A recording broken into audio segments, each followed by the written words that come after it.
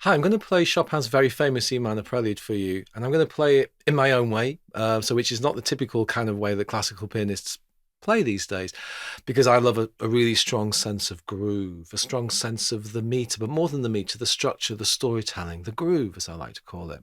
So it's like that feeling of you'd know when the drummer does the drum fill. It's that kind of feeling, although very different kind of music from what we normally think of as groovy music, but it's the same principle, the deep principle of groove, like poetry.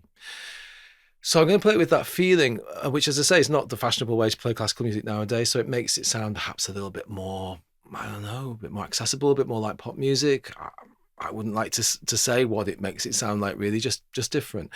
Some people will prefer the way that classical music's normally played. We'll prefer this piece played in that way. I love it this way. I love music to have this strong sense of structural unfolding, so we know where we are. We're really inside the story. It makes it make sense, this kind of making sense.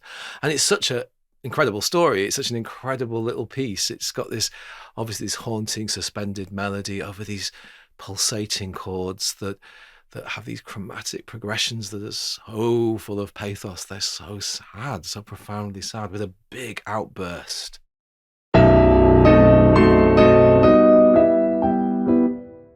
Near the end, that's so dramatic. So yeah, a piece full of frustration and melancholy and sadness. Um, and I'm going to play it, as I say, with this very strong sense of structural unfolding or groove.